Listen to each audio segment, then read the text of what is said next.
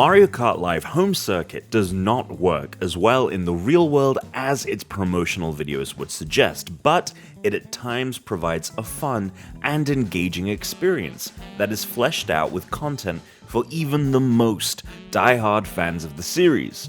As with many Nintendo peripherals, however, it will likely end up collecting dust and storage soon after a handful of playthroughs. Opening up the package, the toy cart impressed me with how well made it felt, as well as how compact it is. It's a toy that justifies its $100 price tag, especially once you start driving it. After downloading the game from the eShop and using an on-screen QR code to pair the cart to your Switch, it's pretty much ready to go. Driving feels incredibly responsive, and making the necessary tight turns for such small tracks is surprisingly possible, even on the highest speeds. Built with leftover Labo cardboard, you will set up 4 different colored gates around your space to form checkpoints on a track.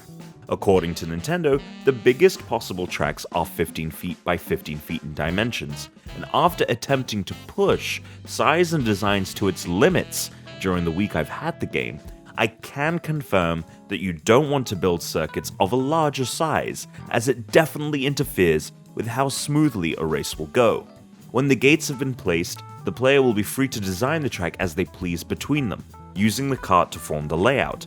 I have a rather narrow but long apartment, so I actually had my track split between 2 rooms, and had the cart drive under the couch and table during many of the circuits.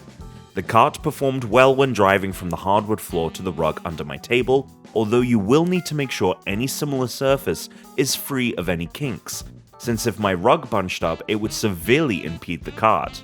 Depending on how big the room is, you may find the need to adjust some of the gate's direction and spacing, but even with limited space, you should be able to make it work for the game. Jumping into the first few races, controlling the toy cart was just like it was in any other modern Mario Kart game. Using items and having items used against you is snappy and satisfying. While it's awesome to have the toy cart zipping around your home, your attention is so focused on the Switch's screen and the game itself that the only ones actually watching the cart are either those that live with you out of curiosity or any pets you may have out of sheer terror. The cart's purpose begins to solely exist to provide the live feed of your room for the mixed reality elements to map themselves to, rather than the cart itself providing any entertainment value. During the Grand Prix, elemental effects and modifiers to the gates will adjust how each race goes, but those races' brevity reduces the effect's variety and meaning. While Mario can get frozen by ice blocks, stuck in lava puddles, or snatched up by a piranha plant, the actual effect to the cart is always the same.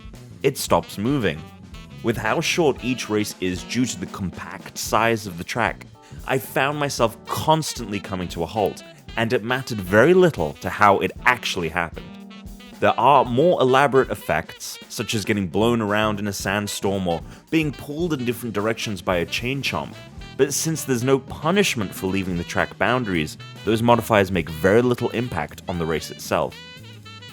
It's good that the game doesn't penalize the racer for cutting corners or leaving the track boundaries, as the augmented reality circuit is constantly shifting and adjusting as you drive. The course you end up forming at the start of the race will look different than the one that you complete. The AR tracking isn't abysmal, but it's mediocre enough that it's distracting while driving, and does nothing to help with the tediousness of the aforementioned elemental and gate effects. I took the cart to spaces that would offer more room to build circuits, hoping more light for the camera and real estate for the vehicle would alleviate all the issues I was having. But I was resigned to find it didn't do much to help. Neither my friend's spacious roof or a colleague's large performance space provided the experience I was looking for, and even though I was able to build larger tracks, they were never able to be bigger enough that it made much of a difference. One nice thing about the shorter courses is if you're in first, you're never too far ahead of the pack to take it easy, which is certainly an issue when playing against AI opponents in standard Mario Kart games. I wondered if perhaps I could use some pieces of cardboard to form ramps up to my coffee table and create circuits with changes in elevation, but I ran into 2 problems. The first was the AR tracking doesn't work well when changing height, as it's designed to be played exclusively on a flat plane. So the track constantly shifting was once again a problem, but even worse than usual when trying to change elevation. Secondly, the kart itself just doesn't have the horsepower to get up anything beyond a very slight incline.